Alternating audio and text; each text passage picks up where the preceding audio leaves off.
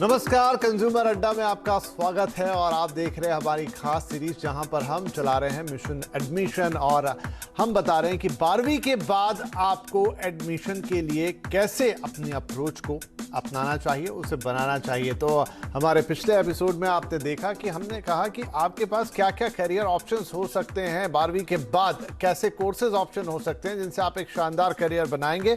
हमने अपने एक्सपर्ट से बातचीत की थी और हर तरह की स्ट्रीम्स में, चाहे वो साइंस हो, कॉमर्स हो, आर्ट्स हो, क्या क्या नए डेवलपमेंट हुए उनकी बात की थी। लेकिन हमने आपसे ये भी कहा था कि मंडे से वेडनेसडे तक हम आपके लिए एक इन डेप्थ एनालिसिस लाएंगे अलग अलग सीरीज का, और उसी हिस्से में, उसी क्रम में आज बात होने वाली है साइंस की कि 12th के बाद आपके पास साइंस के लिए किस तरह के अपॉर्चुनिटीज हैं, किस तरह के कोर्सेज हैं, कौन कौन सी अलग अलग स्ट्रीम है विद इन द स्ट्रीम, और कैसे आप इन पढ़ाइयों को, इन कोर्सेज को करके एक बेहतरीन कैरियर की शुरुआत कर सकते हैं। और हाँ, ये जो रेगुलर कोर्सेज होते हैं उनसे अलग हटके हम बातचीत करने जा रहे हैं। और एडमिशन का इस वक्त माहौल है, मौसम है, तो उसके लिए हम उम्मीद करते हैं कि हमारे दर्शकों को, हमारे बच्चों को खास तौर पर इससे काफ़ी मदद मिलेगी। तो कुछ खास मेहमान होंगे हमारे साथ, लेकिन जरा एक नज़र डालते हैं सबसे पहले कि साइंस स्ट्रीम में क्या कुछ नया हो रहा है, क्या चीज़ें हैं आपके पास जो आप कर सकते हो। तो देखिए, साइंस के साथ 12वीं के बाद आप क्या क्या कर सकते हैं। नैनो टेक्नोलॉजी नई चीज़ है, इसको समझेंगे। स्पेस साइंस में आप जा सकते हैं, भारत में काफ़ी कुछ हो रहा है, ना सिर्फ इसरो के लिए नहीं, प्राइवेट कंपनीज भी बहुत कुछ कर रही हैं। रोबोटिक साइंस इन दिनों काफ़ी ज़्यादा प्रचलन में है, इसलिए इससे जुड़े हुए कोर्सेज भी हैं और ऐसे लोगों की ज़रूरत भी है इंडस्ट्री में। Astrophysics, dairy science, environmental science, ये वो सब्जेक्ट हैं जो पहले भी थे लेकिन अब इनकी अहमियत बहुत बढ़ गई है। माइक्रोबायोलॉजी के कोर्सेज अवेलेबल हैं अगर आपने बायो लिया है। डेटा साइंस, ये one of the very much in demand course है। वाटर साइंस, ये भी एक नया कोर्स है जिससे करके आपको एक बेहतरीन नौकरी मिल सकती है। इसके अलावा फैशन डिजाइनिंग, आर्किटेक्चर, ये वो चीजें हैं जिसमें आपको कुछ और नए कोर्सेज देखने को मिलेंगे, अदर देन कि आप साइंस लेने के बाद या तो इंजीनियरिंग कर लें या फिर आप बीएससी कर लें। नहीं, ये वो कोर्सेज हैं जो आपको एक बेहतरीन नौकरी दिलाने का दमखम रखते हैं। तो चलिए आज के मेहमानों का स्वागत करते हैं, उनसे और बातचीत होगी। हमारे साथ कार्यक्रम में शामिल हो रहे हैं एमआईटी यूनिवर्सिटी के director admission major general retired Bhaskar Chakraborty, IC3 institute की डायरेक्टर नेहा बहल और डायरेक्टर एडमिशन ग्लोबल के फाउंडर सागर श्रीवास्तव। आप सभी का बहुत बहुत स्वागत है। तो नेहा जी, हम आपसे शुरुआत करते हैं। अगर हम साइंस स्ट्रीम की बात करें तो किस तरह के ऑप्शन, अदर देन, जैसे मैंने शुरुआत में कहा कि हाँ, इंजीनियरिंग सब जानते हैं, बीएससी कर लेते हैं, एमएससी कर लेते हैं, उससे रिलेटेड 2-4 कोर्सेज सबको पता है, लेकिन नया क्या है? थैंक यू सो मच, और मैं आपको धन्यवाद देना चाहूंगी, आपके चैनल को धन्यवाद देना चाहूंगी इस बातचीत की शुरुआत करने के लिए। जो हम एक भेड़चाल की बात करते हैं उससे अलग हटके ये कॉन्वर्जेशन है, क्योंकि अगर आप रिसर्च पढ़ेंगे, और मैं इंडिया स्पेसिफिक बात करती हूँ, 90% स्टूडेंट्स हमारे 8 या 10 करियर ऑप्शन से ज्यादा नहीं जानते, which in itself is a big deficit. मतलब उसको ही कवर करने के लिए हमें एजुकेशन लगेगी, काउंसलिंग लगेगी। और हम बात करते हैं इसमें स्टेम और स्टीम की, careers in STEM and STEAM. So इसको अगर मैं इलैबोरेट करूं तो ये साइंस, टेक्नोलॉजी, इंजीनियरिंग, मेडिसिन, और अब इसके अंदर हमने ऐड कर दिया आर्ट्स, जिसकी बात आपने भी करी।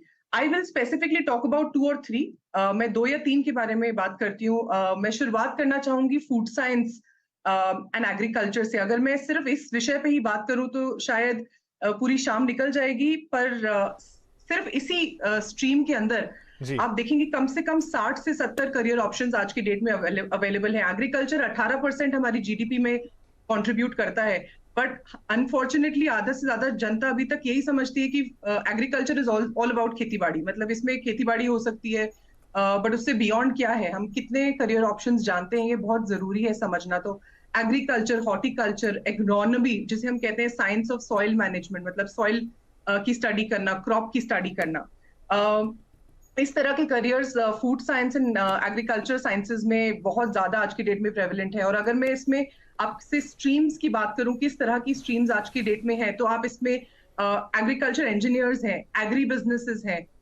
एग्रीकल्चरल इकोनॉमिस्ट्स हैं, एनिमल साइंसेज है, एग्रीकल्चर मैकेनिक्स है, एग्रीकल्चरल कम्युनिकेशंस है, और ईच स्ट्रीम, हर एक स्ट्रीम के अंदर कम से कम 9 से 10 करियर ऑप्शंस आज की डेट में अवेलेबल है, विच आर वेरी लुक्रेटिव और इतने इंटरेस्टिंग है कि मतलब उनके बारे में आप टीचर्स को भी आज की डेट में पूछेंगे तो आधे से ज्यादा टीचर्स जानते नहीं है, बट अगर मैं एक आपके सामने टर्म लूं तो शायद सुनी होगी, जैसे एक्वेटिक इकोलॉजिस्ट हमने सुना होगा, वाटर कंजर्वेशनलिस्ट हमने सुना होगा, हमने वीट साइंटिस्ट या सॉइल साइंटिस्ट सुना होगा, बट हमने इसके बारे में डीप स्टडी नहीं करी है, और ये बहुत जरूरी है।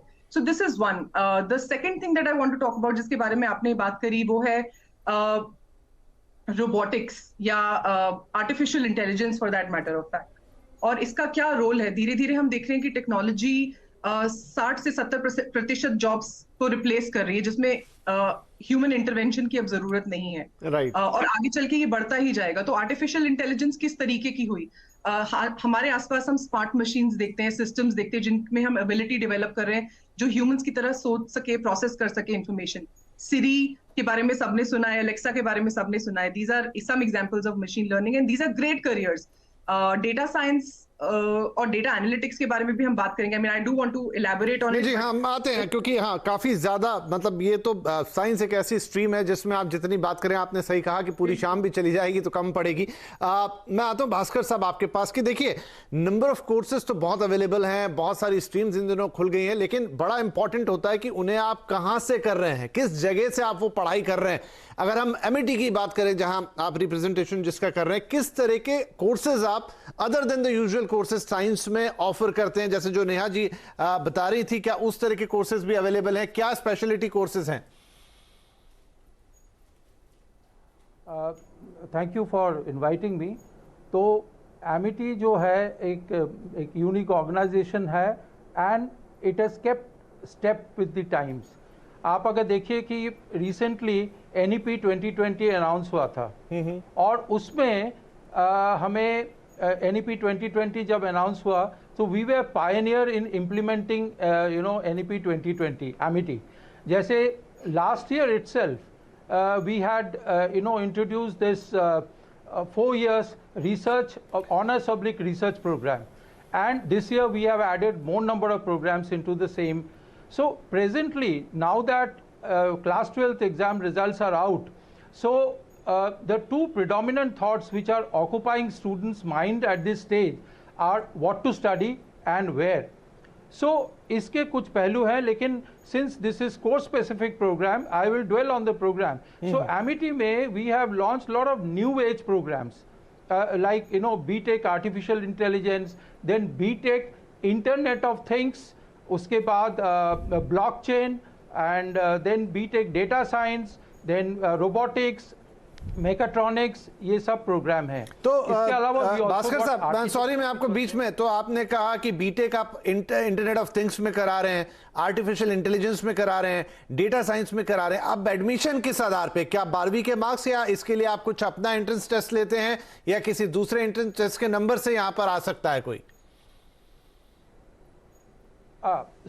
हमारा जो एक सिस्टम है, see from COVID time only we had developed a different system so that this people could attempt this selection process right from the comfort of their home. तो हमारे सिस्टम में क्या है, बेसिकली ये जो प्रोग्राम्स के नाम बताया, ये सब बीटेक प्रोग्राम्स हैं और ये क्लास 12th के बाद हो सकता है। और उसमें हम स्टूडेंट्स को 3 वीडियो अपलोड करने के लिए कहते हैं। ओके। सो पहला वीडियो जो होता है that is of introductory nature, जिसमें स्टूडेंट अपने आप को इंट्रोड्यूस करता है। And second question is related to English language skill, क्योंकि मीडियम ऑफ इंस्ट्रक्शन इंग्लिश है, तो इसीलिए they are required to speak on a particular topic extempore. So it could be let's say India of my dreams और digital India or hobby, whatever it is. So some such impromptu topic is given, and the third question is subject specific. So based on the 3 videos जो students upload करता है, the faculty evaluates these videos, and if they are meeting our expectation, then the students are selected and the admission letter is given. बहुत बढ़िया sir. At Amity में the entire admission, Amity में the entire procedure is online. So even तो एक छोटा सा supplementary question कि अगर मान लीजिए कि मुझे बीटेक आईओटी करना है या आर्टिफिशियल इंटेलिजेंस करना है, एक जस्ट क्योंकि ये भी एक बड़ा सवाल होता है बहुत सारे बच्चों के, उनके पेरेंट्स के जहन में, इसमें मेरा कुल खर्चा कितना आएगा, क्या फीस स्ट्रक्चर होगा? देखिए, अगर बीटेक जैसे about 1.8 lakh per semester will be the fees for one semester, और साल में 2 सेमेस्टर हैं जी, और ये 4 साल का कोर्स हुआ। ये मैंने आपको एवरेज बताया जी जी, ये मैंने आपको एवरेज बताया, because different BTech programmes have different fees structure which is given in the website. ठीक है ठीक है। सागर साहब, तो देखिए क्या स्ट्रीम्स लेनी है, फिर कहां से आप पढ़ाई कर सकते हैं। जैसे हमने देखा कि एमआईटी ये सारे कोर्स ऑफर कर रही है, और डेफिनेटली इन दिनों आईओटी, एआई, डेटा साइंस, इनकी अच्छी खासी डिमांड है, उनका अपना तरीका एडमिशन लेने का। अब मैं ये पढ़ाई करने के बाद मेरे मौके कहां बनते हैं करियर के? क्या इंडिया में इन सारी चीजों में इतनी जॉब अपॉर्चुनिटीज हैं, या मुझे अब्रॉड देखना होगा? किस तरह के करियर अपॉर्चुनिटीज मेरे रास्ते में आएंगी ये सब करने के बाद? एग्जैक्टली। जी, ये सवाल मेरा सर सागर साहब से था। जी हाँ, विशेष धन्यवाद।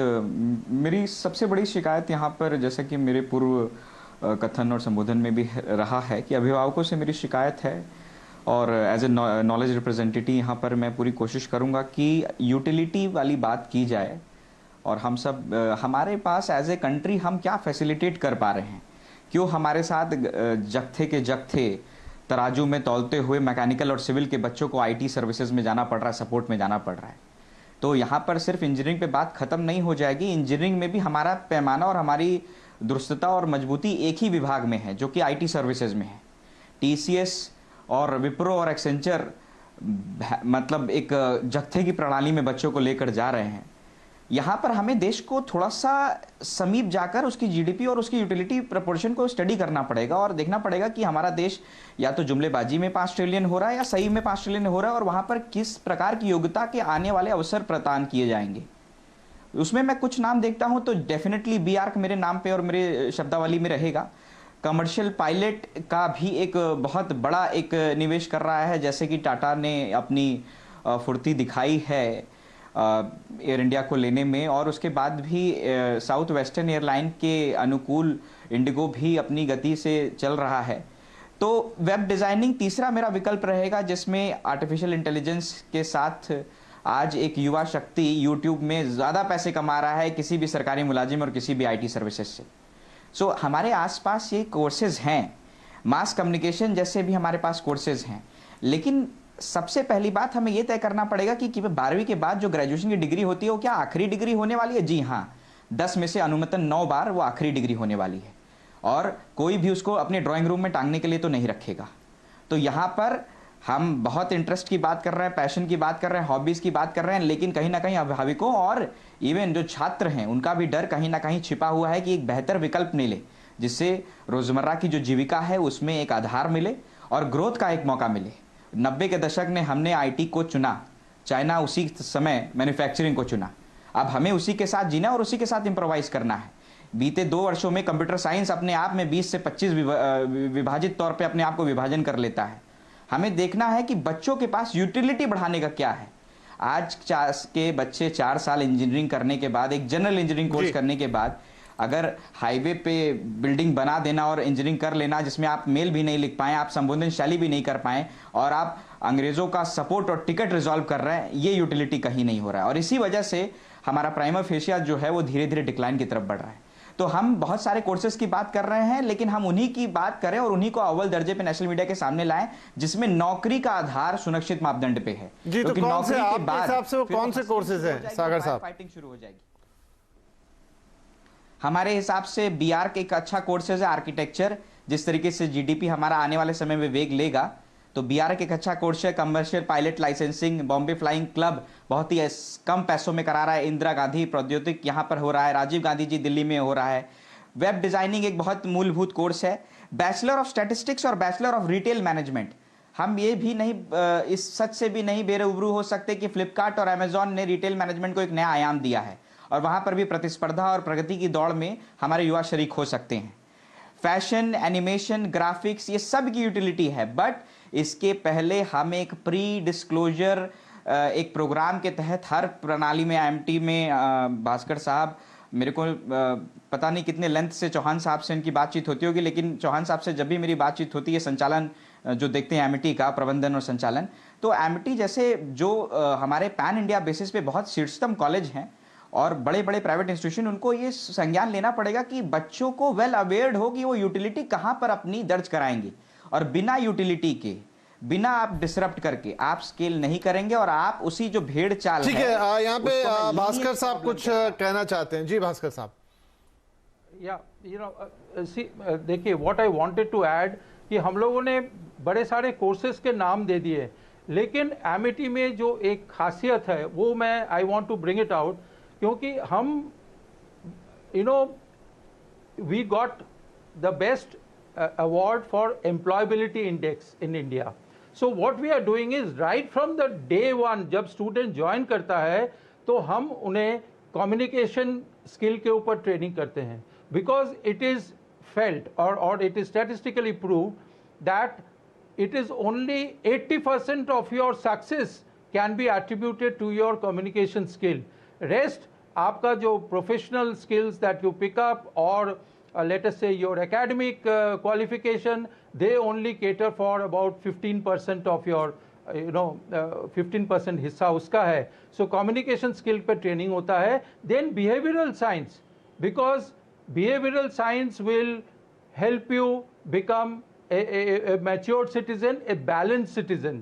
A holistic development के लिए behavioral science जानना जरूरी है। Plus we compulsorily teach one foreign language ताकि students are able to take advantage of the global opportunities that come their way, because we are trying to build them as a global citizen. Not only that, I doubt whether any other university in India does it, and that is we teach them military training, and this is an exposure for which corporates pay through their nose, but our students get it free, and this is to develop leadership quality and sense of confidence. इसलिए हम हर एक student को 7 days exposure देते हैं। नहीं ठीक है sir, ठीक है। चलिए मुझे यहाँ पे एक छोटा सा ब्रेक लेना होगा, ब्रेक के बाद ये बातचीत हम जारी रखेंगे।